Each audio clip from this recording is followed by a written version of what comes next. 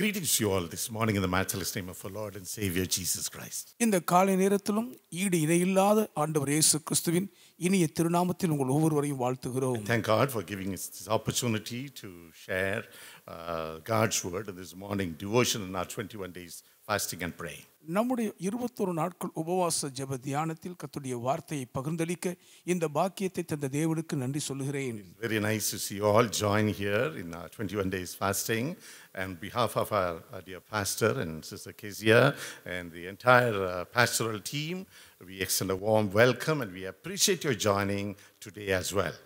இந்த 21 நாட்கள் உபவாச ஜெபத்தில் மிகவும் ஆர்வத்தோடு இணைந்திருக்கிற உங்கள் ஒவ்வொருவரையும் அன்பு தலைமை போதகர் பாஸ்டர் கேலப் ஜோசுவா, பாஸ்டர் அம்மா மற்றும் ஊழிய குழுவினர் யாவர் சார்பாக உங்களை வாழ்த்தி வரவேற்கிறோம். God has given us a wonderful way in which to conduct this fasting prayer for 3 weeks. 3 வாரங்களுக்கு இந்த உபவாச ஜெபத்தை நடத்துவதற்கான அற்புதமான வழிமுறையை தேவனே நமக்கு வகுத்து கொடுத்திருக்கிறார். 3 weeks, 3 themes. 3 வாரங்கள் 3 தலைப்புகள். Every day different topics based on that week's theme. ஒவ்வொரு வாரத்தின் தலைப்பின் அடிப்படையில் தினந்தோறும் ஒவ்வொரு கருப்பொருளை தியானிக்க ஆண்டவர் நம்மை வழி நடத்துகிறார். Jesus is the same yesterday, today and forever. இயேசுவானவர் நேற்றும் இன்றும் என்றும் மாறாதவர். Shall we look into the Lord in a moment of prayer?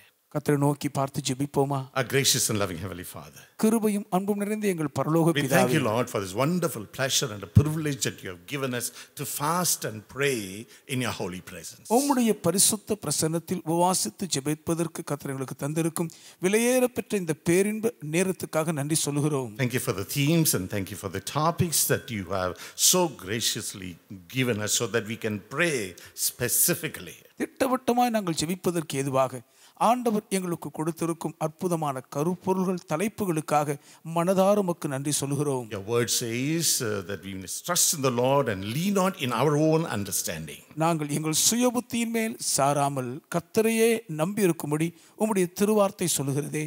Even though we know each day's topic and the topic that we need to pray today, ஒவ்வொரு நாளுக்கான தலைப்பும் இன்றைக்கு நாங்கள் ஜெபிக்க வேண்டிய கருப்பொருளும் இன்னதென்று நாங்கள் அறிந்திருந்தாலும் கூட help us never to misunderstand the topic with our own understanding. எங்கள் சொந்த புரிந்து கொள்ளுதல் நிமித்தம் இந்த கருப்பொருளை ஒருபோது நாங்கள் தவறாய் புரிந்து கொள்ளாதபடி எங்களுக்கு உதவி செய்யும். That is why you have given us a short devotion like this so that we can learn what the Bible says about today's topic for prayer. அதனால்தான் ஜெபத்திற்கான இன்றைய தலைப்பை குறித்து வேதம் என்ன சொல்கிறதோ அதை நாங்கள் அறிந்து கொள்ளும்படி ஒவ்வொரு நாளும் இப்படி ஒரு சிறு வேத தியானத்தை எங்களுக்கு ஒதுக்கி கொடுத்திருக்கிறீர். Speak to us so that we'll be praying specifically and biblically.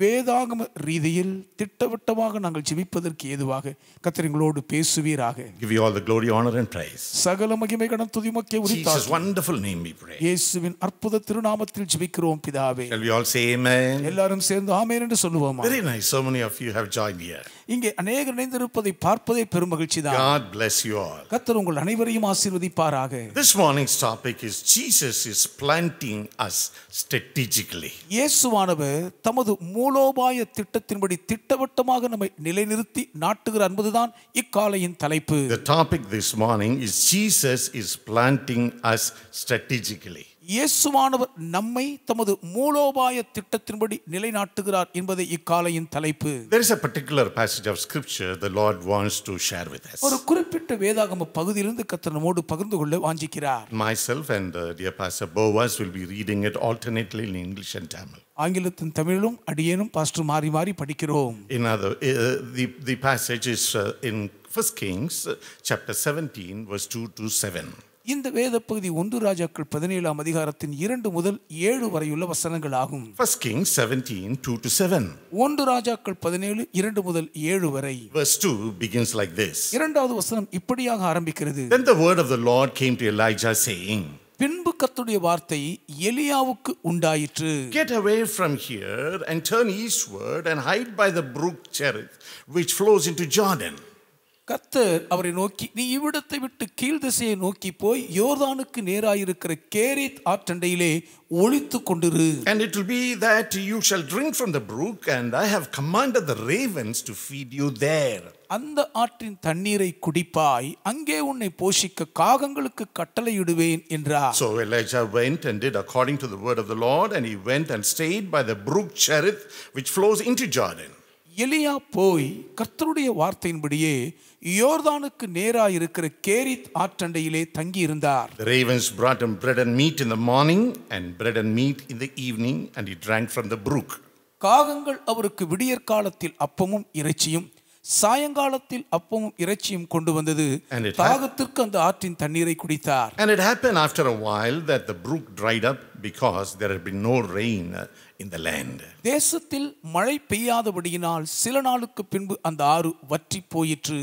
See, the Lord who planted Elijah that day is well able to plant us this day, because he's the same yesterday, today and forever. அன்றைக்கு எலியாவை மிக நேர்த்தியாய் நிலைநிறுத்தி நாட்டி வைத்த கர்த்தரானவர் அவர் நேற்றும் இன்றும் என்று மாறாதவராய் இருக்கிறபடியால் இன்றைக்கும் நம்மை மிக சிறப்பான இடத்தில் நிலைநிறுத்தி நாட்டி வைப்பதற்கு வல்லவராய் இருக்கிறார். God's planting us strategically always involves his strategic placing, planning and planting. தேவன் தமது மூலோபாய திட்டத்தின்படி நம்மை நிலைநாட்டும் பொழுது எப்பொழுதுமே அவர் தம்முடைய ஆதீனத்தில் எழுதப்பட்ட ஒரு இடத்தையும் அவர் நமக்கென்று வகுத்த ஒரு திட்டத்தையும் அதோடு கூட தேவன் நமக்காகவே ஏற்படுத்தின ஒரு ஆசீர்வாத பாக்கியத்தையும் பார்க்கிறோம். Amen. Amen. Without God's place and plant, God cannot and God will not plant us. தேவன் தமது இடத்தை நிறுவாமல் தாம் திட்டமிடாமல் ஒருபோது நம்மை நிலைநிறுத்தி நாட்ட மாட்டார். This is an agricultural concept.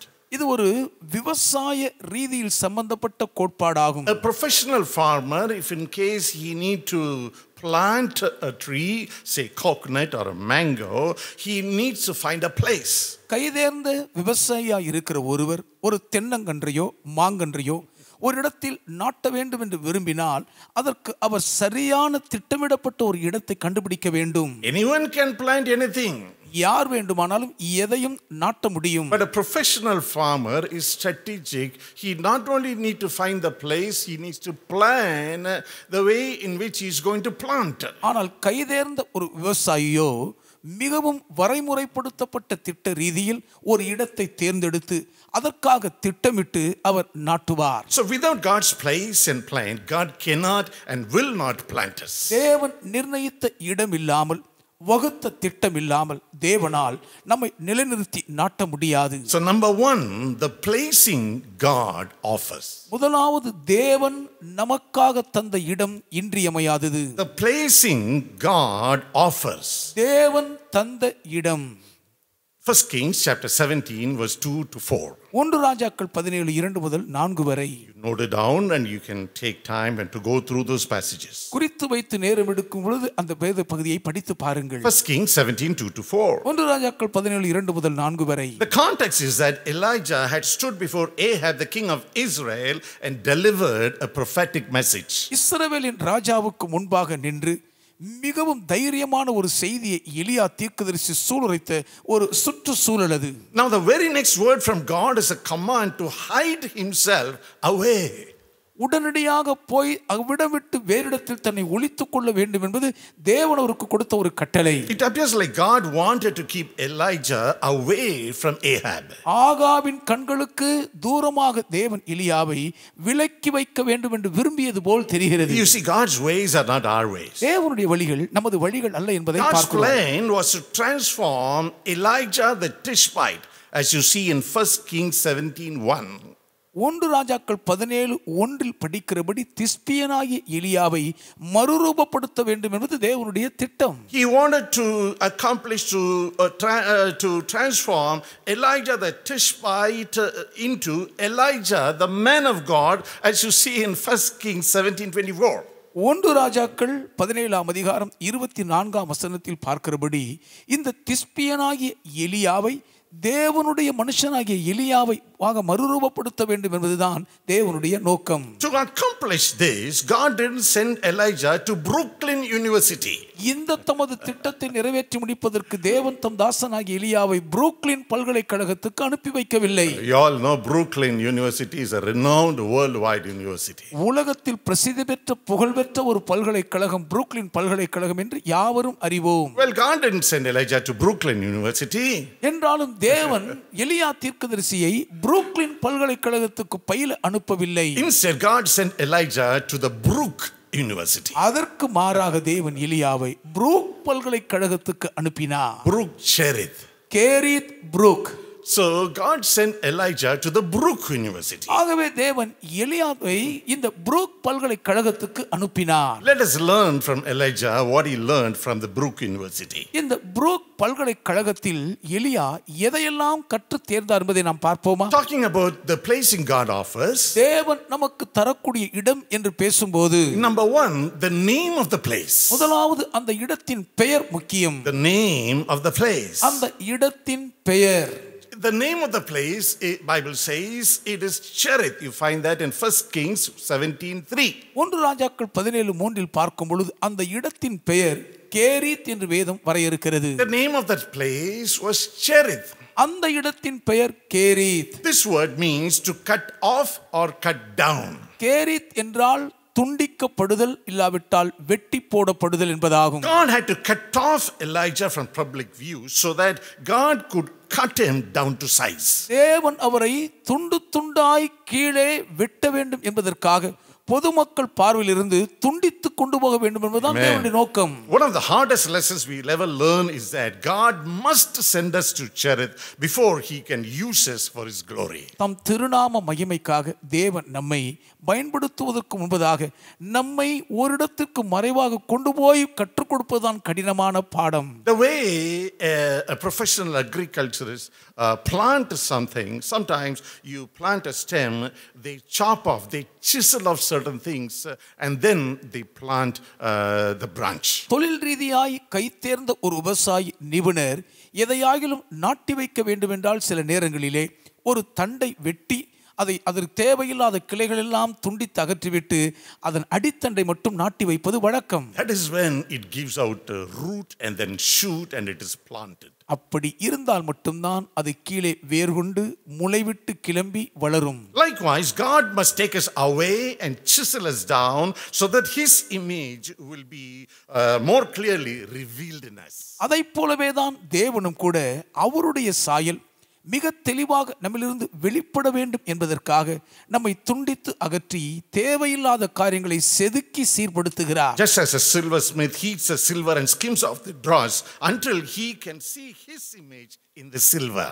ஒரு வெள்ளியை புடமிடும் தட்டான் அந்த வெள்ளியில் தன்னுடைய முகத்தை பளிச்சிட பார்க்கும் வரைக்கும் அதில் இருக்கும் அழுக்குகள் குப்பை கூளங்களை எல்லாம் புடமிட்டு அகற்றுவதைப் போலவே செயல்படுகிறார். God will also work in our lives to bring us to that place where his image is seen in us.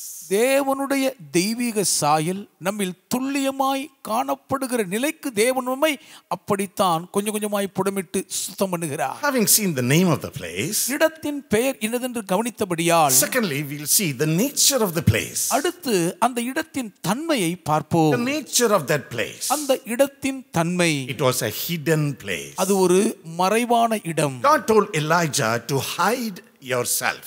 தேவன் எலியாவை பார்த்து நீ அங்கே போய் ஒளித்துக் கொண்டு இரு என்றார். 1 Kings 17:3. 1 ராஜாக்கள் 17:3. Of all the lessons we can learn from these verses, one of the most valuable is that we must never overlook the power of hidden life. இதை நாம் கற்றுக்கொள்ளக்கூடிய எண்ணி முடியாத பாடங்களுக்குள்ளே நாம் மறைவாக ஒளிந்திருக்கும் வாழ்க்கையிலிருந்து வெளிப்படக்கூடிய வல்லமையின் வீரியத்தை ஒருபோதும் கண்டுகொள்ளாமல் இருந்துவிடக் கூடாது. See, Elijah was a spokesman for God. He was a prophet of God, voice of God. எலியாவை எடுத்துக்கொண்டால் அவர் தேவனுடைய குரலாய் எதிரொலிக்கும் தேவனுடைய பேச்சாளர், தேவனுக்கு வாயாய் திகழ்ந்தவர். God speaks through the prophet to the people.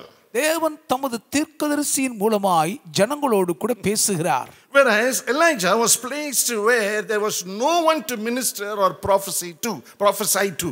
ஊழியம் செய்வதற்கோ தீர்க்க தரிசனம் சொல்லுவதை கேட்பதற்கோ ஒருவரும் இல்லாத இடத்தில் எலியா கொண்டு போய் நிலைநிறுத்தப்படுகிறார். So before we can ever give out, we must first take in. ஒரு காரியத்தை வெளியே கொடுப்பதற்கு முன்பதாக முதலாவது நாம் நிறைய சரக்குகளை உள்வாங்கிக் கொள்ள வேண்டும். The agriculturist, when he plants a branch or a seed, it is hidden from the outside world. ஒரு கிளையின் அடித்தண்டையோ ஒரு விதையையோ நீங்கள் நாட்டி வைக்கும் பொழுது அது பொதுமக்கள் பார்வைக்கு தெரியாமல் உள்ளுக்குள் மறைந்திருக்கும். It has to receive certain nutrients so that it can germinate and develop and then grow to be planted. அது நாட்டப்பட்ட நோக்கம் நிறைவேறுவதற்கு ஏதுவாக முளைவிட்டு துளிர்த்து வெளியே வளர வேண்டும் என்றால் அதற்கு ஊட்டச்சத்தாக சில செறிவூட்டப்பட்ட சாரத்தை மறைவிடத்தில் உள்வாங்கிக் கொள்ள வேண்டும். Before God can pour anything out of us, He must first put something in us. நமக்குள்ளிருந்து யாதொன்றையும் தேவன் வெளியே பீரிட்டு புறவாகிக்க செய்வதற்கு முன்பதாக முதலில் நமக்குள் ஒன்றை அவர் ஊற்றிவிட வேண்டும். God only has sent us to Cherith. He will definitely reward us in His time. தேவன் தான் நம்மை கேரித்துக்கு அனுப்பியிருக்கிறாராகவே தாம் குறித்த நேரத்தில் நிச்சயம் நமக்கு பலனளிப்பார். Bible says our Father who sees in secret will reward us openly. அந்தரங்கத்தில் பார்க்கும் நம்முடைய பிதா வெளியரங்கமாக நமக்கு பலனளிப்பார் என்று வேதம் வரையறுக்கிறதே. Can you say amen? ஆமென் என்று சொல்வீங்களா? So having seen the name of that place and the nature of that place, அந்த இடத்தின் பெயர் அந்த இடத்தின் தன்மை என்னதென்று கவனித்திருக்கிற நிலையில் thirdly we'll see the necessity of that place. மூன்றாவது அந்த இடத்தின் அவசியத்தை பார்ப்போம். The necessity of that place. அந்த இடத்தின் அவசியம். Notice the use of the word there in 1 Kings 17:3. 1 ராஜாக்கள் 17:3 அங்கே என்ற ஒரு பதத்தை கவனியுங்கள். Cherith was a specific place. இந்த கேரித் ஒரு திட்டவட்டமான இடம். It was the only place Elijah could be to be right with God. தேவனோடு கூட எலியா சரியாய் இருப்பதற்கு ஏதுவான ஒரே இடம் அதுதான். If he had gone anywhere else, he would have starved to death because God had ordered provisions for Elijah only in that place. அந்த இடத்தில் மட்டும்தான் எலியாவுக்கு வளமான போஷாப்பை தேவன் கட்டளையிட்டிருந்திருக்கிறபடியால் வேறு எந்த இடத்தில் இருந்தாலும் பட்டினிலேயே செத்து போயிருப்பார். God had ordered the ravens and the delivery location was Cherith. தேவன் காகங்களுக்கு கட்டளையிடும் பொழுது எங்கே கொண்டு போய் உணவை சேர்க்க வேண்டும் என்று சொல்லி குறிப்பிட்டிருந்த இடம் கேரித்தாகும். We have many online delivery portals these days. இந்த நாட்களிலே இணைய வாயிலாக உணவை நம்ம இடத்துக்கு கொண்டு வந்து சேர்க்கும் பல உணவகங்கள் இருக்கின்றன. A lot of pizzas and so many other food being delivered to the location. Pizza போன்ற எண்ணி முடியாத தின்பண்ட உணவு வகைகள் நாம் இருக்கும் இடத்திற்கே கொண்டு வந்து கொடுக்கப்படுகின்றன. Of late we are seeing this maybe for past 10 years or so. சமீபத்தில் கடந்த 10 ஆண்டுகளாக இதை நாம் கவனித்துக் கொண்டிருக்கிறோமே. But God had already started delivery to delivery locations even at Cherith through ravens. ஆனால் ஏற்கனவே தேவன் காகங்கள் மூலம் கேரித் என்ற இடத்துக்கு தம்முடைய உணவை கொண்டு போய் சேர்க்கும் வழிமுறையை அமுல்படுத்தி இருந்தார். I don't know why.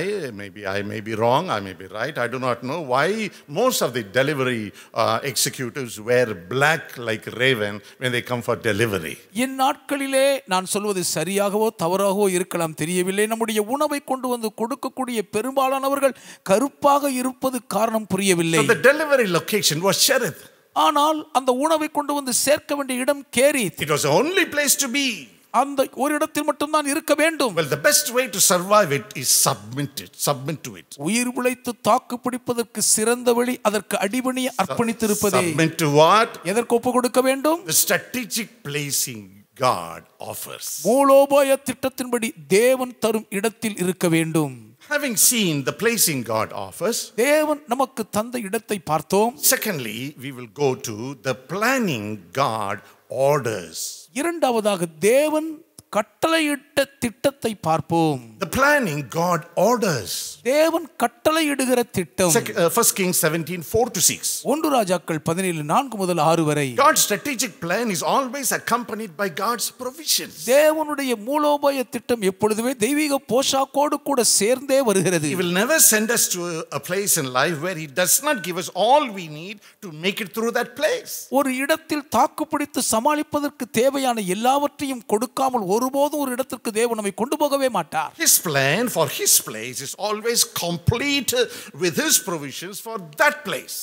அவருடைய அந்த திட்டமானது ஒரு குறிப்பிட்ட இடத்துக்கான சகல தேவைகளையும் முழுவதும் கொடுக்கக்கூடிய நிறைவுள்ளதாகவே இருக்கும். Seeing about the planning God orders, தேவன் கட்டளையிடும் திட்டத்தை கவனித்த நிலையில் number one, it involves advanced planning. முதலாவது அதற்கு முன்கூட்டிய திட்டம் நிறைந்த இடம் அது. It involves advanced planning. முன்கூட்டிய திட்டம் அந்த இடத்தில் நிறைந்திருக்கிறது. Notice, before the need arose, God already had provisions in place. தேவை எழும் முன்பே அந்த இடத்துக்கான போஷாப்பை தேவன் கட்டளையிட்டு விட்டதை கவனியுங்கள். When God formed the world, he made sure probably to form that little brook just for Elijah. தேவன் உலகத்தை உண்டாக்கிய பொழுது அந்த சிறு கேரித் ஆற்றை இந்த எலியா தீர்க்கனுக்காகவே உண்டாக்கி இருப்பது போல் தெரிகிறது. Before he told the prophet to go to Cherith, God had already commanded the ravens to take care of God's men.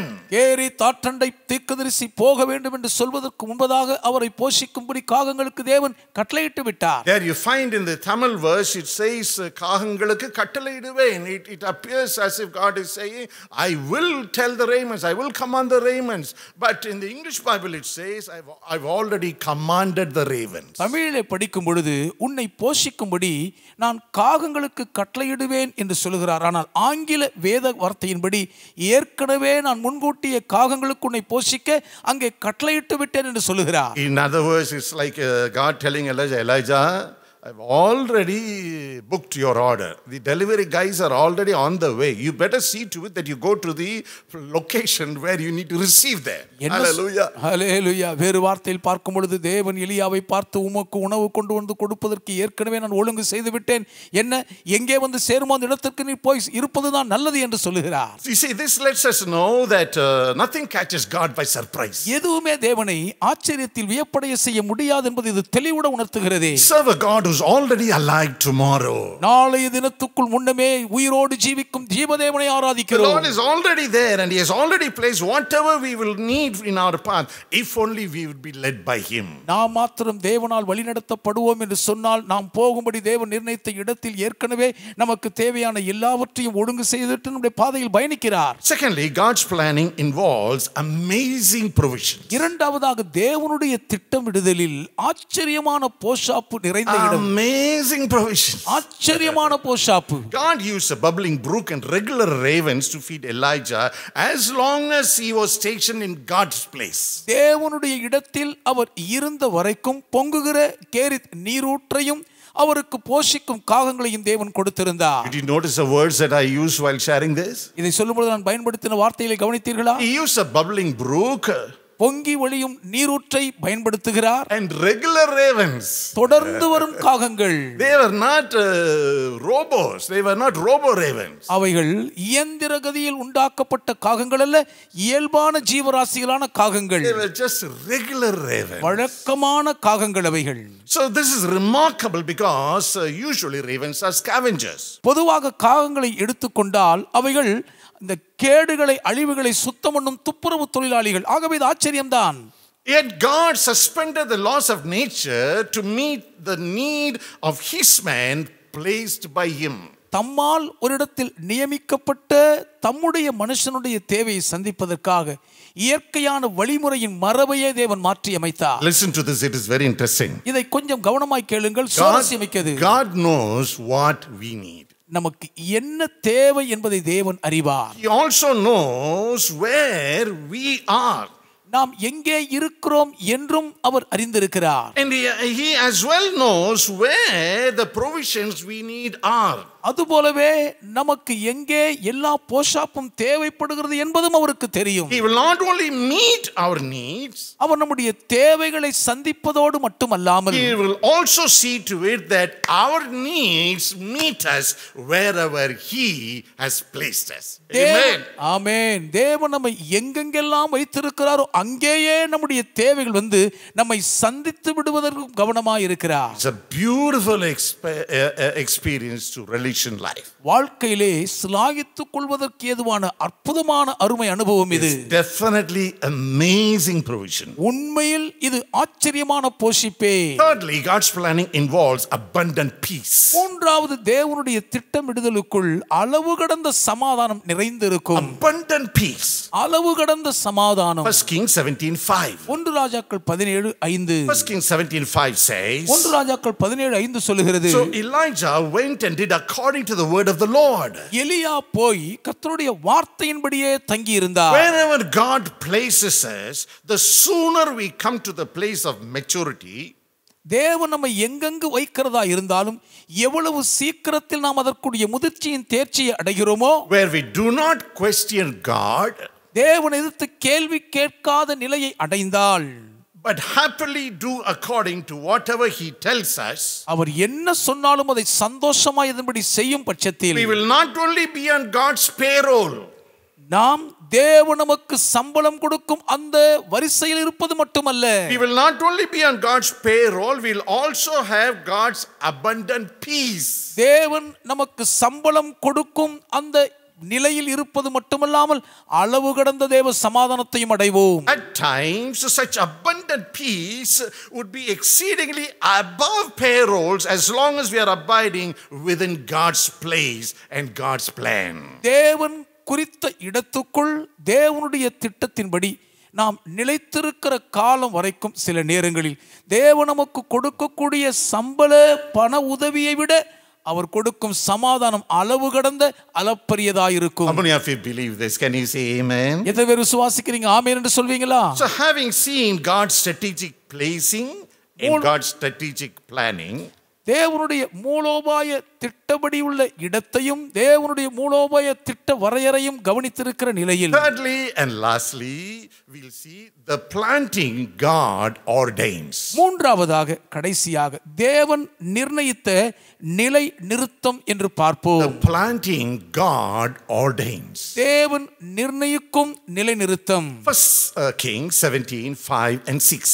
1 ராஜாக்கள் 17:5-6 வசனங்கள். Here we find God's planting, it's a sovereign planting. இங்கே தேவன் நம்மை நிலைநிறுத்தும் போது அது ராஜரீகமான நிலைநாட்டுதல் என்பதை பார்க்கிறோம். Notice that God was in absolute control of the whole situation. முழு சூழ்நிலையும் தேவன் முழுவதும் தம் கட்டுப்பாட்டுக்குள் வைத்திருக்கிறதை The கவனியுங்கள். ravens did as he commanded them, and they brought bread and meat to the prophet twice every day. காகங்கள் தமக்கு தேவன் கட்டளையிட்டபடியே தினந்தோறும் காலையும் மாலையும் இறைச்சியும் அப்பவும் கொண்டு வந்து கொடுத்தன. It was like serving non-vegetarian pizza twice daily.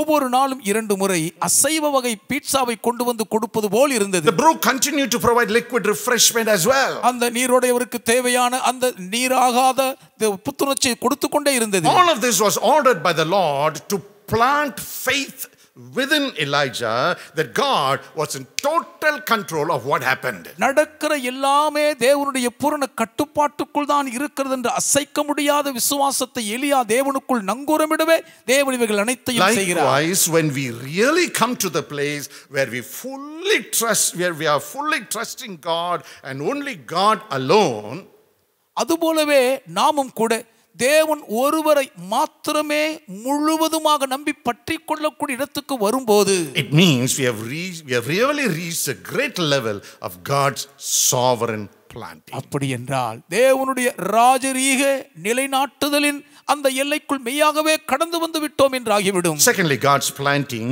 it's a satisfying planting. இரண்டாவதாக தேவன் நம்மை நிலைநிறுத்தும் பொழுது அது நம்மை திருப்திப்படுத்துகிற ஒரு நிலைநிறுத்தம். Remember, God is not only our savior, he is our satisfier as well. தேவன் நம்முடைய இரட்சகராய் இருப்பதோடு மட்டுமல்லாமல் நம்மை திருப்தியாக்குகிறவரும் என்பதை நினைவில் கொள்ளுங்கள். It is a satisfying planting. அது திருப்தி அளிக்கும் நிலைநிறுத்தம். Satisfying because Elijah relished the reality of God's placing and God's planning.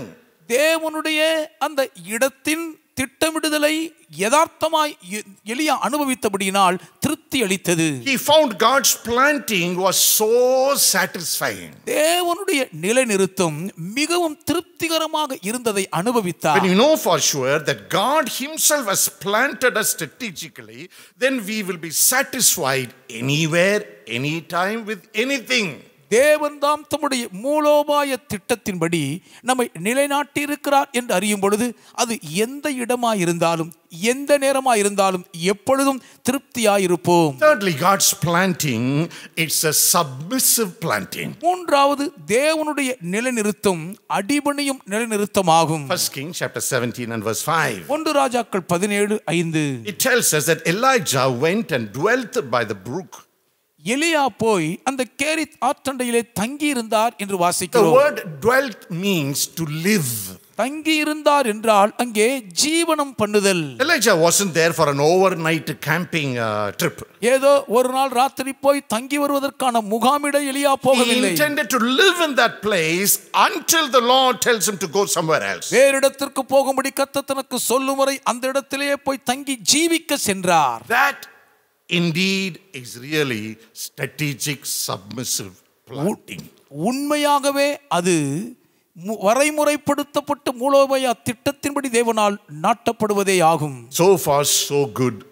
இதுவரை எல்லாம் மிக நன்றாய் இருந்தது. Everything is going excellent for Elijah as of now. இதுவரை எலியாவுக்கு சகலமும் சம்பூரணமாய் மிக மேன்மையாய் கடந்தோடிற்று. God's place, தேவனுடைய நிர்ணயித்த இடம், God's plan, தேவனுடைய திட்டம், God's planting, தேவனுடைய நிலைநிறுத்தம், excellent, தலை சிறந்த நிலை, too good. மிகவும் நன்று. Well, wait a minute. கொஞ்சம் பொறுங்க.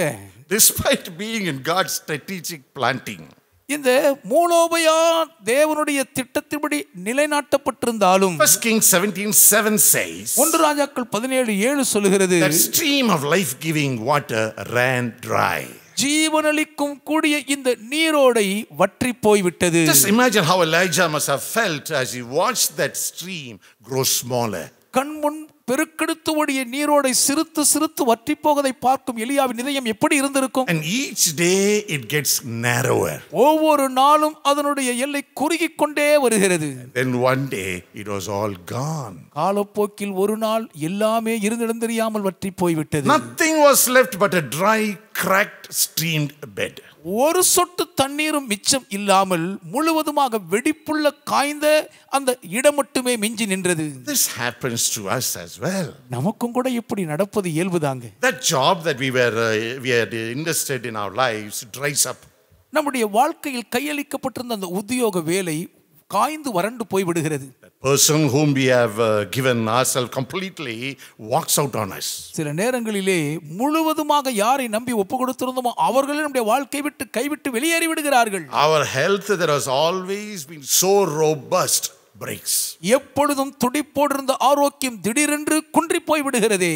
Regardless of our circumstances, our brook has dried up. நம்முடைய சந்தர்ப்ப சூழ்நிலைகள் எப்படி இருந்த போதிலும் நம்முடைய நீரூற்று வற்றி போய்விட்டது. Are you in that situation right now? இப்போதைக்கு அப்படி வற்றி போன சூழ்நிலையில் இருக்கிறீர்களா? Are you dried up? நீங்கள் காய்ந்து வறண்டு போனீர்களோ?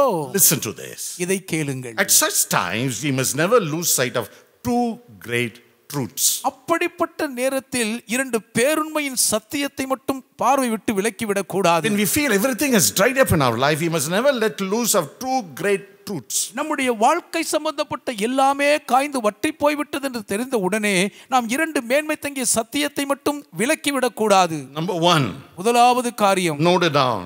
குறித்துக் கொள்ளுங்கள். The God who provides the water can also withhold the water. தண்ணீரை தருகின்ற தேவன் அந்த தண்ணீரை தடுத்து நிறுத்தவும் வல்லவர். The God who provides the water can also withhold the water. தண்ணீரை தருகின்ற தேவன் அந்த தண்ணீரை தடுத்து நிறுத்தவும் வல்லவராய் He is இருக்கிறார். in control of our lives. அவருடைய வாழ்க்கையின் கட்டுப்பாடு உடையவராய் As இருக்கிறார். Elijah was about to find out, God had another place already prepared for him. தமக்காக ஏற்கனவே ஆயத்தம் பண்ணப்பட்ட வேறு இடத்தை தேவன் தனக்காக வைத்திருக்கிறது மட்டும்தான் எலியா காண வேண்டியதாக இருந்தது. So it is with us. அதே போல் தான் நமக்கும் கூட When our brook dries up, நம்முடைய ஆறு வற்றி போகும்போது God has another channel of blessing already lined up for us. Can I have an amen? ஆமென் சொல்வீங்களா? ஏற்கனவே மற்றொரு ஆசீர்வாத வாய்க்காலை தேவன் நம் வழியே திருப்பி விட்டு இருக்கிறார். Second true great truth is, இரண்டாவது பெரும் சத்தியம் என்னவென்றால், when we pass through dried up experiences in life, வாழ்க்கையில் வறண்டு காய்ந்து போன அனுபவங்களை கடக்கும் போதெல்லாம், the second great truth is, இரண்டாவது மாபெரும் உண்மையின் சத்தியம் a என்னவென்றால், dry brook is not always a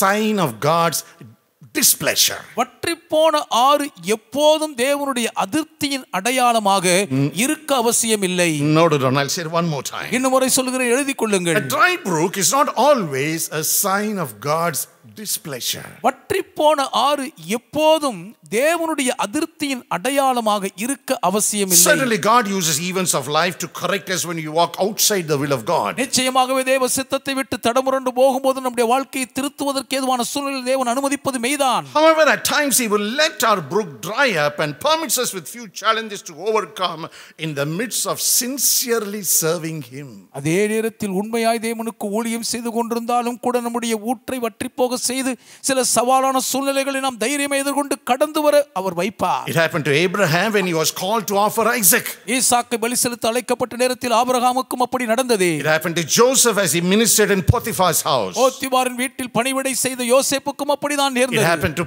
Apostle Paul when he ministered in Lystra. லிஸ்திராவிலே ஊழியம் செய்த அப்போஸ்தலனாகிய பவுலடியாருக்கும் இப்படிதான் நேர்ந்தது. Well, it also happened to Jesus as he agonized in the garden of Gethsemane. எல்லாம் சரி, கெத்செமனே தோட்டத்தில் வியாகுலப்படத் தொடங்கிய பொழுது இயேசுவானவருக்கும் இதே கதி நீடித்தது. And then again as Jesus gave his life as a ransom for sin at Calvary. மறுபடியும் இயேசுவானவர் கல்வாரியில் நம்மை மீட்கும் பொருளாய் ஒப்புக்கொடுத்த போதும் அப்படி ஆயிற்று. You know something? உங்களுக்கு ஒன்று தெரியுமா?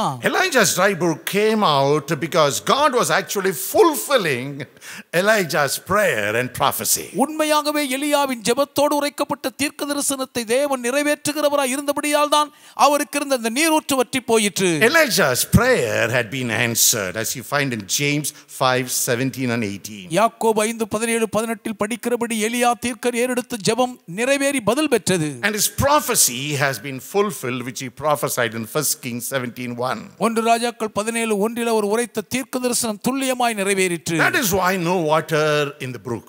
அதனால் தான் அந்த நீரோடையில் தண்ணீர் வற்றி போய் விட்டது. Sometimes the brooks of life dry up because God is pleased with us and desires to take on into a new and better levels. தேவன் நம்மீது மிகவும் பிரியம் கொண்டு இதைவிட சிறந்த புதிதான மேன்மைக்கு கொண்டு போக விரும்புகிறபடியால் தான் நம்முடைய ஊற்றுகள் ஆறுகள் பற்றி போகின்றன. He knows us and he knows that we would be reluctant to leave the place when everything is going on perfectly. அவர் நம்மை நன்றாக அறிந்திருக்கிறபடியால் சகலமும் நிர்ணயித்தபடி கச்சிதமாய் சுமூகமாய் போய்க் கொண்டிருப்போம் என்று சொன்னால் அந்த இடத்தை விட்டு நாம் வேறிடம் செல்ல தயங்குவோம் என்பதை அறிந்திருக்கிறார். Therefore he will dry up our brook, causing us to be willing to go where he leads. அதனால் தான் அவர் எங்கே அனுப்பினாலும் போக நாம் ஆயத்தமாய் இருக்க வேண்டும் என்பதற்காக அப்படிப்பட்ட நீரோடைகளை வற்றி போக செய்கிறார். Sometimes God allows the brook to dry up because we are guilty of trusting the brook more than we trust him. சில நேரங்களிலே தேவனை நம்புவதை விட அதிகமாய் அவர் கொடுத்திருக்கும் நீரூற்றை நம்பக்கூடிய குற்றத்துக்குள் சிக்கிக் கொள்ளுகிறபடியினால் அந்த நீரூற்றை தேவன் வற்றி போக பண்ணுவார். Finally, கடைசியாக, well, personally speaking, தனிப்பட்ட விதத்தில் பேச வேண்டும் என்றால், have you ever felt abandoned by the Lord? என்றாவது கர்த்தரால் முழுவதும் கைவிடப்பட்ட நிர்கதியில் நீங்கள் உங்களை உணர்ந்ததுண்டா? When one of our brooks dried up, நம்முடைய அந்த நீரூற்று ஒன்று வற்றி போன பொழுது அப்படி வாடினதுண்டோ? has your plenty, prosperity and peace dried up? வளமான உங்கள் வாழ்க்கையின் செல்வ செழிப்பின் திரட்சியின் சமாதானம் உங்களை விட்டு வற்றி போய் காய்ந்து விட்டதோ? Has your resources and your relationships dried up today? உறவுகளுக்குள் இருக்கும் அந்த வளமான மூலதன பாக்கியங்கள் இன்றைக்கு காய்ந்து வறண்டு போய் விட்டதோ? Has your health, harmony and hope dried up today? உங்கள் ஆரோக்கிய ஏக சீரிசைவும் உங்களுடைய சமாதானமும் முழுவதுமாய் இன்றைக்கு வற்றி போய் விட்டதோ? Have your friends and family have left you dry? உங்கள் நண்பர்களும் குடும்பத்தாரும் உங்களை அப்படியே காய்ந்து போக விட்டு விட்டார்களோ? Or else has your Bible reading gone dry? இல்லாவிட்டால் உங்கள் வேத வாசிப்பே வற்றி போய் விட்டதோ? Has our prayer life gone dry? உங்கள் ஜெப ஜீவியமே காய்ந்து வறண்டு போய் விட்டதோ? Has our spiritual life dried up? ஆவிக்குரிய ஜீவியம் இன்றைக்கு காய்ந்த நிலையில் வறண்டு இருக்கிறதோ? Has your ministry life dried up. உங்கள் ஊழிய சேவையின் வாழ்க்கையை காய்ந்து பட்டு போய் விட்டதோ? We must know that God has not forsaken us. தேவன் நம்மை கைவிடவே இல்லை என்ற உண்மையை அறிவோம். In fact, it is while we are standing there looking at our dried brook, He is more concerned about us than any other time. வேறு எந்த கால சூழ்நிலையை பார்க்கிலும் காய்ந்து போன நம்முடைய வாழ்க்கையை, வறட்சியை நாம் பார்த்து ஏங்கிக் கொண்டிருக்கும் இந்த நேரத்தில் தான் தேவன் நம்மை குறித்து அதிக கரிசனையாய் இருக்கிறார் என்பதுதான் உண்மை. It is while we are standing there looking at our dried up brook that He is more concerned about us than any other time. காய்ந்து போன நம்முடைய நீரூற்றை வேதனையோடு நாம் பார்த்து ஏங்கிக் கொண்டிருக்கும் அந்த நேரத்தில் தான் முன் ஒருபோதும் இருந்த காலநிலையை விட தேவன் அதிகமாய் நமக்கு நலனில் அக்கறையாய் இருக்கிறார் என்பது உண்மை. You know why?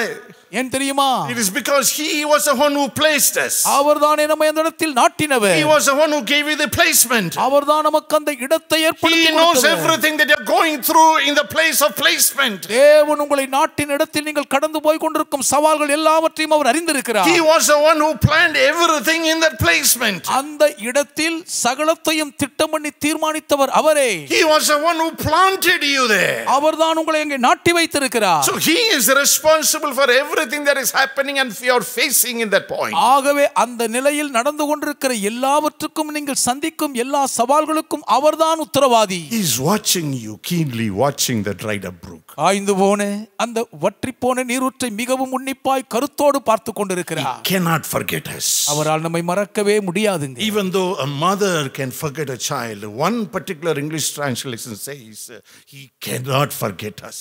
ஒரு தாயே தான் பெற்றெடுத்த பிள்ளையை மறக்க நேர்ந்தாலும் கூட ஒருபோதும் அவரால் நம்மை மறக்கவே முடியாது என்று ஒரு குறிப்பிட்ட ஆங்கில வேதம் சொல்லுகிறது. That's the kind of a God who's planted us. அப்படிப்பட்ட வகையான ஒரு தேவன் அல்லவா நம்மை நிலைநிறுத்தி இருக்கிறார். Same way, you know what? When the brook dried up, God didn't leave Elijah. Cherith நீரூற்று வற்றி போன போதும் கூட தேவன் எலியாவை மட்டும் கைவிட்டு விடவில்லை. God revealed the next strategic place, plan and planting at Zarephath. தமது மூலோபாய திட்டத்தின்படி அடுத்து சாரிபாத்தை தேவன் அவருக்காக ஒரு இடமாக திட்டம் பண்ணி நாட்டியிருப்பதை வெளிப்படுத்தினார். Wherein even while the whole region was in famine, Elijah would rise up as a channel of God's provision to the widow's family continually until the day the Lord sent rain on earth. சுற்றிலும் இருக்கக்கூடிய பகுதி முழுவதுமே பஞ்சத்தால் பாதிக்கப்பட்டு வறண்டு போய் இருந்தாலும் கூட தேவன் குறிப்பிட்ட அந்த இடத்துக்குள் போய் சேர்வார் என்று சொன்னால் மறுபடியும் தேசத்தின் மேல் மழை பொழிகிறதை காண மட்டும் அந்த இடத்தில் எலியா ஆசீர்வாதத்தின் வாய்க்காலாக இருப்பது திண்ணம். As long as Elijah was placed and planted in Cherith, he was being provided. Cherith ஆற்றண்டை தேவனால் எலியா நிலைநிறுத்தப்பட்டு திட்டமிடப்பட்டு போஷிக்கப்படுகிற வரைக்கும் அவருக்கு சகலமும் இருந்தது. When God wanted to take him to the next level of planting, God used him as a channel of provision to other people. அடுத்த கட்ட அளவில் அவரை நிலைநிறுத்த தேவன் சித்தம் கொண்டு எலியாவை கொண்டு போக விரும்பின பொழுது இப்பொழுது ஆசீர்வாதத்தை பெறுகிறவராய் அல்ல, ஆசீர்வாதத்தின் வாய்க்காலாய் அவரை தேவன் மாற்றினார். Same way God dries up our brooks of life because He has something even bigger. இதைவிட பெரிதானது ஒன்றை நமக்காக வைத்திருக்கிறபடியால் தான் தேவன் நம்முடைய நீரூற்றையும் வற்றி போக செய்கிறார். Lastly, கடைசியாக conclude. நிறைவுரையாக, Yes, ஆம், Elijah has just qualified successfully out of the Brook University. இந்த புரூக் பல்கலைக்கழகத்தில் எலியா வெற்றிகரமாக பயிற்சி முடித்து பட்டதாரியானார். Many of us have attended this very same Brook University Elijah attended, right? எலியா சேர்ந்து பயின்ற இதே புரூக் பல்கலைக்கழகத்தில் நம்ம பெரும்பாலானவர்கள் படித்திருக்கிறோம் தானே. We've all been through similar experiences. இதை போன்ற அனுபவங்களின் வாயிலாக நாம் அனைவருமே கடந்து வந்திருக்கிறோம் தான். In one way, we are also alumni of the Brook University. ஏதாவது ஒரு விதத்தில் பார்க்கும் பொழுது நாமும் கூட இந்த புரூக் பல்கலைக்கழகத்தின் முன்னாள் மாணவர்கள் என்பதுதான் உண்மை. Well, many others are also just enrolling. இன்னும் அநேகர் இதிலே இப்பொழுதுதான் சேர்ந்து கொண்டிருக்கிறார்கள் என்பது உண்மை. Remember, நினைவில் கொள்ளுங்கள், God's strategic placing, planning and planting.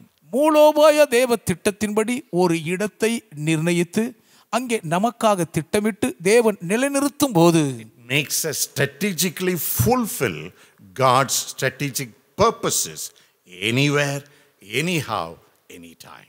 எந்த இடத்தில் இருந்தாலும் எப்படியும் எந்த நேரத்திலும் தேவன் தீர்மானித்த ராஜரீக திட்டத்தை முழுவீச்சில் நடைமுறைப்படுத்தி நிறைவேற்றுவதற்கு அது நம்மை வல்லவர்களாக்குகிறது. Shall we pray? ஜெபிப்போமா? Heavenly Father, பரலோக பிதாவே, today's topic இந்நாளின் தலைப்பு in our fasting. எங்கள் உபவாசத்திற்கென்று. Today is the 13th day of fasting. இன்று எங்கள் உபவாச ஜெபத்தின் 13வது நாளாகும். The topic that you have given us to pray is Jesus planting us strategically. மூலோபாய திட்டத்தின்படி இயேசுவானவர் எங்களை நிலைநிறுத்தி நாட்டுகிறீர் என்பதுதான் நாங்கள் ஜெபிக்கும்படி நீர் எங்களுக்கு தந்திருக்கும் கருப்பொருள். Many of us are desiring and longing and praying that we should be planted in our lives.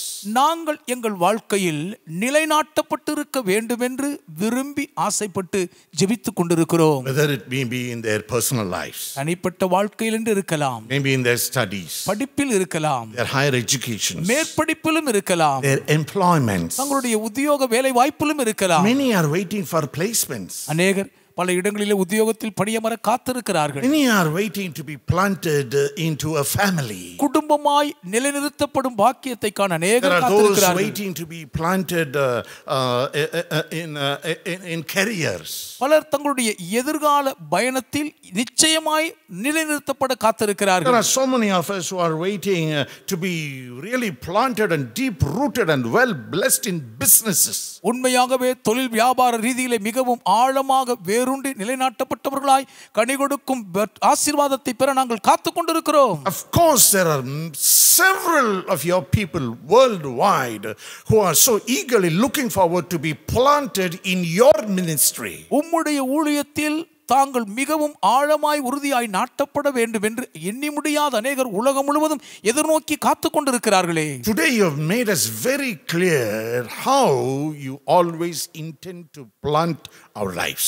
எங்கள் வாழ்க்கையை எப்பொழுதுமே நாட்டி வைப்பதில் தான் நீர் ஆர்வமாய் இருக்கிறீர் என்பதை இன்றைக்கு தெள்ளந்தெளிவாய் புலப்பட பண்ணினீர். Your planting us strategically always involves your strategic place and your plan and your planting. நீர் உம்முடைய மூலோபாய திட்டத்தின்படி எங்களை நிலைநிறுத்தும் பொழுது எப்பொழுதுமே திட்டவட்டமான இடமும் தெளிவான ஒரு திட்டமும் மிகவும் ஆழமான நிலைநிறுத்துதலும் அதற்குள் அடங்கி இருக்கிறதே. As your people are praying right now, or they are about to pray, we pray that you, Lord, will reveal your strategic place in their life. இப்போதும் ஜனங்கள் எங்களோடு இணைந்து ஜெபிக்க போகிற நிலையில் இருக்கும் என்றால் எங்கள் ஒவ்வொரு வாழ்க்கை குறித்து உம்முடைய மூலோபாய திட்டம் என்னதென்பதை ஒவ்வொருவருக்கும் தெளிவாய் வெளிப்படுத்துவீராக. Your strategic plans from your word.